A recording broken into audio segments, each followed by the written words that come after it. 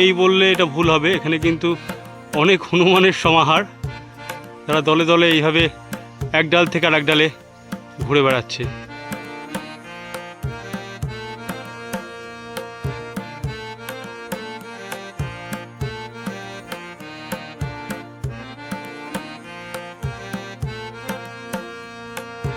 গাছগুলি সাক্ষী করে দাঁড়িয়ে আছে এই অভয়ারণ্যের মধ্যে।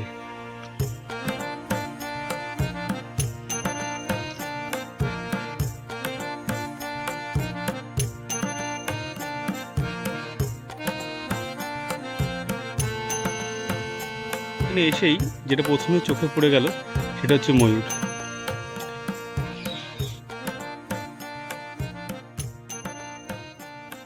এসে উপস্থিত হয়েছি বনগাঁর বন্যপ্রাণী অভয়ারণ্য, পারমদন ফরেস্ট বা বিভূতিভূষণ অভয়ারণ্য। আর একটু শুনে নেবো টোটো দাদাদের কাছ থেকে যে তারা কেমন কি ভাড়া নেন এখান থেকে কলমবাগান বা বনগাঁ, সবটাই কিন্তু জানার চেষ্টা করব। 15 টাকা করে ভাড়া নেওয়া হয়। 15 টাকা। আচ্ছা, এখান থেকে এখন কেমন কি মানুষের সাড়া পাচ্ছেন? একেবারে তো ফ্রি করে দিয়েছে বন্যপ্রাণী অভয়ারণ্য। এখন লোকজন আসছে, হ্যাঁ। লোকের সমাগম একটু দেখা যাচ্ছে। হ্যাঁ, আগের থেকে একটু দেখা যাচ্ছে। যেহেতু আগে একটু মাথা পিছু ভাড়াটাও এখানে ফিটা বেশি ছিল, অনেকে আসতো না। আর মাথা প্রতি 100 টাকা করে নিত, তখন লোকজন এত পরিমাণে হতো না। শীতকালে কেমন গেছে সময়টা? মানে ফ্রি হওয়াতে এটা ফ্রি হয়েছে। আচ্ছা, মানে আগামী দিনগুলো তো আরও ভালো কিছু আশ্বাস পাচ্ছেন যে মানুষ আরও আসবে এখানে। শুধুমাত্র বিভূতিভূষণ অভয়ারণ্য না, পশ্চিমবঙ্গের বিভিন্ন অভয়ারণ্য যেগুলো আছে সেগুলো কিন্তু এখন টোটাল ফ্রি করে দেওয়া হয়েছে।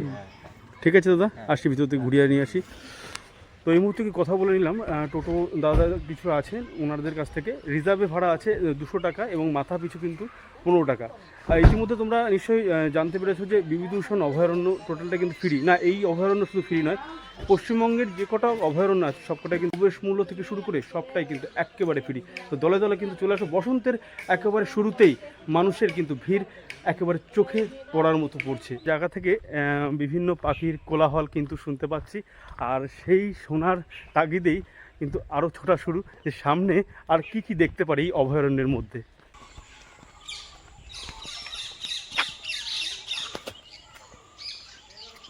এখানে এসেই যেটা প্রথমে চোখে পড়ে গেল সেটা হচ্ছে ময়ূর। বিভিন্ন বন্য প্রাণী এবং তার সঙ্গে বন্য পাখিদের কিন্তু সমাগম বিভিন্ন জায়গায়। ওদের গাজর খেতে দেওয়া হয়েছে। এখানে ম্যাকাও আছে, যেটা আর কি হিলে দেখা যায়, মানে পাহাড়ে অঞ্চলে গেলে এই পাখিগুলো কিন্তু খুব পরিমাণে দেখা যায়। ম্যাকাও পাখি।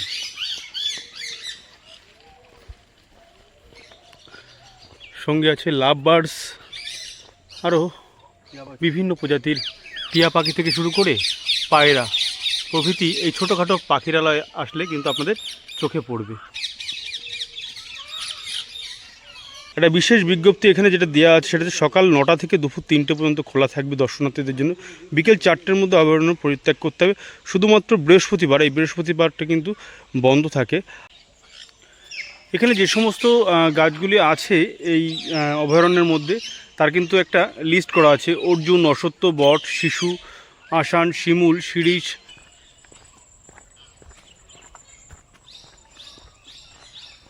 একজন নতুন অতিথি আমাদের মধ্যে আছে, আমার ছোট ভাই। ও কিন্তু বহুদিন ধরেই আমার ভিডিও লক্ষ্য করে এবং আমাকে বারবার বলে, দাদা তুই যেদিনকে যাবি সেদিনকে আমাকে নিয়ে যাস খানে। তো সেইভাবে সময় করে হয়ে ওঠা হয় না ওরও এবং আমারও, এবং আজকে সে মতো অবস্থায় ওরও সময় হয়েছে, আমারও সময় হয়েছে। তো ওর সঙ্গে আজকে চলে আসা পারমদন ফরেস্ট খুব সুন্দর লাগছে। মানে একাকিত্বে বন্ধু বান্ধবের সঙ্গে কিংবা ভাই দাদা বিভিন্ন সম্পর্কের মাঝে আমরা কিন্তু জড়িয়ে থাকি, বিভিন্ন কাজের মধ্যে আমরা জড়িয়ে থাকি। আর তার মধ্যে যে সময় কিন্তু বার করে নিয়ে আমাদেরকে একটু হলেও বেরিয়ে আসতে হবে। আর জঙ্গলের মধ্যে হাঁটতে হাঁটতেই চোখে পড়ে গেল ঘুটিগরম। ঘুটিগরম হবে? আচ্ছা দিন। তো একটা বিশেষত্ব কিন্তু এখানে লক্ষ্য করলাম যে সুদূর বিস্তৃত এই জঙ্গল, আর জঙ্গলের মাঝে একজন কাকিমণি এখানে ঘটি গরম বিক্রি করছেন। আচ্ছা বলছি, এই এত ঘন জঙ্গলে আপনার ভয় করে না? আপনার মানে এই গ্রামে বাড়ি আপনার, তাই তো? আচ্ছা, এখানে কি সাপ কীট পতঙ্গ এইগুলো দেখা যায়? দেখা যায় না, না খুব একটা? না, একা একজন মানুষ এইভাবে আপনি একেবারে সকাল থেকে বিকাল অবধি সময়টা কেটে যায়। আচ্ছা, উনি অসুস্থ? ও আচ্ছা আচ্ছা আচ্ছা। মোটামুটি বেচা কেনা হয়? আচ্ছা আচ্ছা, মানে যতদিন এই ফ্রি হয়ে যায় আপনার বেচা কেনাটা একটুখানি ভালো হয়েছে। যাক, কত করে নিচ্ছেন আপনি? 10 টাকা করে। তো খুবই দেখো, মানে যে ইনগ্রিডিয়েন্টগুলো দিয়ে এগুলো তৈরি করা হচ্ছে, আমরা ছোটোবেলায় প্রচুর খেয়েছি, কারণ বিভিন্ন মেলা প্রাঙ্গণ থেকে শুরু করে একেবারে খেলার প্রাঙ্গণ সবটাই কিন্তু ঘটি গরম পাওয়া যায়। আর কাকিমা নিয়ে এসছেন এই সাইকেলে করে ঘটি গরম বিক্রি করতে।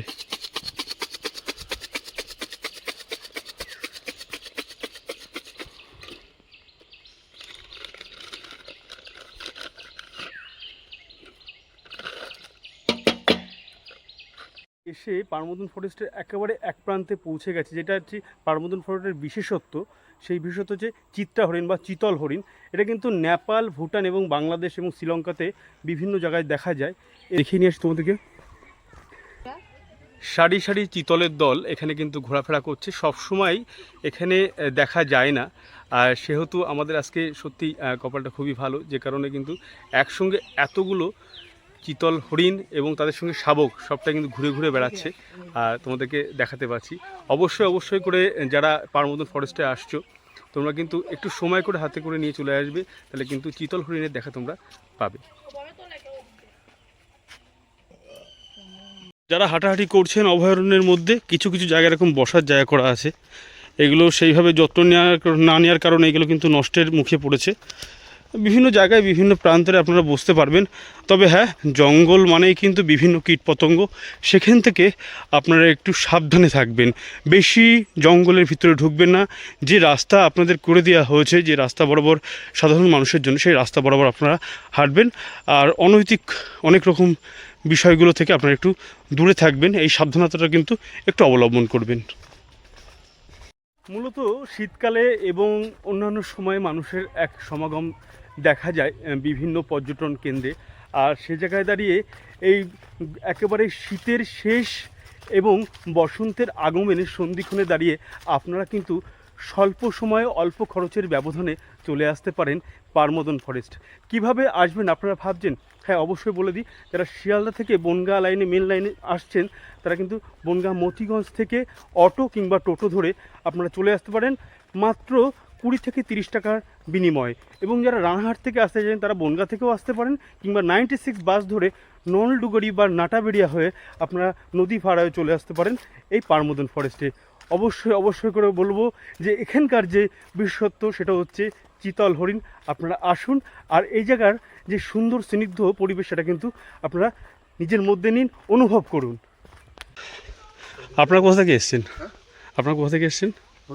কলকাতা থেকে। কেমন লাগছে এখানে? মানে শুধুমাত্র চিতল হরিণ ছাড়া তো আর কিছু দেখতে পারলেন না? তাহলে ওভারঅল সিনিক বিউটিটা একদমই তাই, মানে ন্যাচারাল একটা ব্যাপার আছে। ওপাশে গেছিলেন মঙ্গলগঞ্জ? একটুখানি গেছিলাম, মঙ্গলগঞ্জ থেকে নৌকা পার হয়ে আসলাম। কেমন লেগেছে? পৌরাণিক একটা জায়গা, এখানে কাটা সাহেবের সুন্দরই জায়গা, কিন্তু এখন আধুনিক করে দিয়ে পাঁচিল টাচিল হয়ে দোকান বেশি হয়ে গেলে ওটার যে একটা একদম নষ্ট হয়ে যায়। ঠিক তাই, ঠিক আছে, ভালোভাবে ঘুরুন। আর ওনারা এই যে ওয়াইল্ড লাইফ সেঞ্চুরির যে জায়গাটা, এটা কিন্তু ঘুরেছেন, এবং কাটা সাহেবের যে নীলকুঠি, সেটাও কিন্তু ওনারা ঘুরে এসেছেন। আর একটা কথা ওনাদের মুখ থেকে শুনতে পেলাম যে যেখানে যে জায়গাটা থাকে, সেই জায়গাটা যদি উন্নত মানের মডেল কিছু করা হয়, সেটা কিন্তু নষ্ট হয়ে যায়। আর সেই কারণবশত সেই জায়গার অ্যাটমসফিয়ারটা কিন্তু অন্যরকম জায়গা চলে যায়। কিন্তু আমাদের সবসময় ভাবতে হবে নেচারকে নেচারের মতন।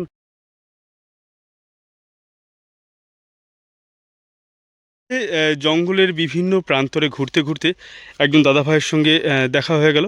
আচ্ছা, আপনার বাড়ি এখানে? আপনি কি নৌকা? আচ্ছা, নৌকা চলাচল করেন, তাই তো? মানে আপনি মঙ্গলগঞ্জ নিয়ে যান।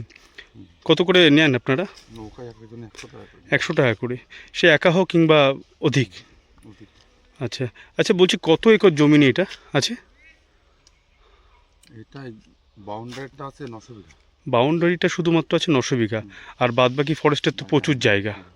তো আচ্ছা, এই যে নাম্বারিং করা আছে, এটা কি বিষয়? নাম্বারিং করা আছে, এই বিষয়টা কি একটু যদি বলেন। আমার এখানে করা আছে যে কতটা এরিয়াতে মানুষ বুঝতে পারে। আচ্ছা, টোটাল কতগুলো এরকম পিলার আছে লোহার? 12টা আছে। 1200টা আছে। আচ্ছা, দেখো আমরা কিন্তু মাত্র 3 থেকে 400 পিলার এসছি, এখনও প্রায় 900-র ওপরে পিলার আছে।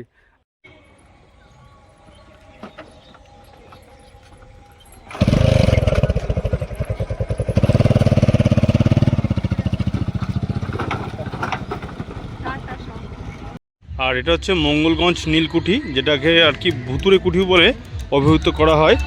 আর এটা কিন্তু স্বাধীনতা সংগ্রামের সঙ্গে জড়িত আছে। আর এখানে মানুষ ইতিহাসের সঙ্গে সঙ্গে একটা ভুতুরের সাক্ষী হতেও কিন্তু আসেন। আমরা পারমদন থেকে নদী পার হয়ে এই নীলকুঠিতে চলে এসেছি, আর নীলকুঠিটা দেখানোর চেষ্টা করবো আপনাদেরকে। এখানে কিন্তু লেখাও আছে, দেখুন, একদিন এই মঙ্গলগঞ্জেই ছিল সুপ্রাচীন এক নৌবাণিজ্য বন্দর, আশা রাজত্বর ব্রহ্ম সমাজ, ব্রহ্ম মিশন ছিল ছাপাখানা, ঠাকুরদালান, ছিট তাবর তাবর সিংহ দরজা ছিল কাছারি বাড়ি নীলকুঠির। ব্রিটিশ আমলের সেই তৈরি করা নীলকুঠি আজ এখানে দাঁড়িয়ে আছে একেবারে জরাজীর্ণ অবস্থায়, হাড় গিলগিলে শরীর নিয়ে।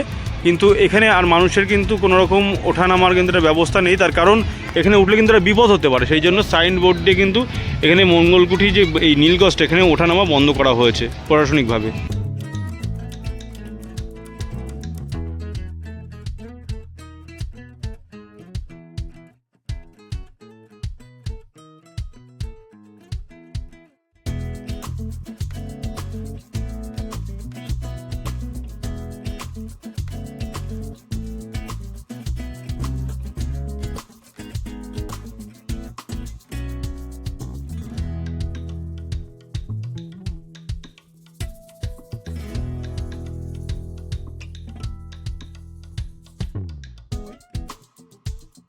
এখানে পর্যটকরা আসছেন, তারা কিন্তু নৌকা বিহারে ব্যস্ত আছেন।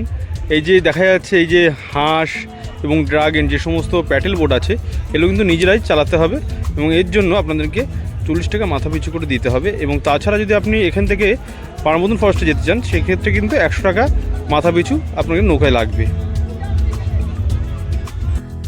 তো এত সময় ছিলাম এই পারমদন ফরেস্টের মাঝেই। এটা হচ্ছে বিভূতিভূষণ অভয়ারণ্য, ঘন জঙ্গল যেটা দেখা যাচ্ছে, আর মধ্যে দিয়ে বয়ে গেছে ইছামতি নদী, আর এপাশটা তো হচ্ছে মঙ্গলগঞ্জ।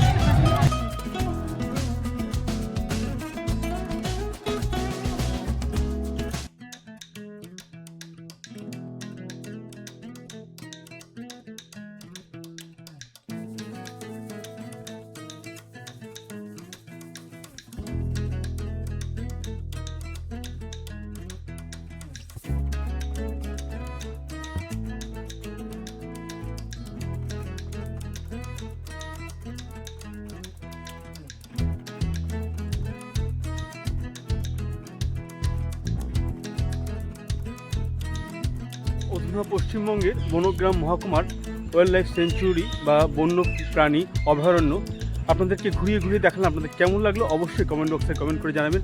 আর যারা চ্যানেল নতুন, তারা চ্যানেলটিকে সাবস্ক্রাইব করে পাশে থাকা বেল আইকনটি প্রেস করে রাখবেন নতুন নতুন ভিডিও নোটিফিকেশন পাওয়ার জন্য। আজকের মতো টাটা, পরবর্তী আবারও অন্য কোনো ভিডিওতে আপনাদের সঙ্গে দেখা হচ্ছে। তখন সুস্থ থাকবেন, ভালো থাকবেন, এই আশা রাখি।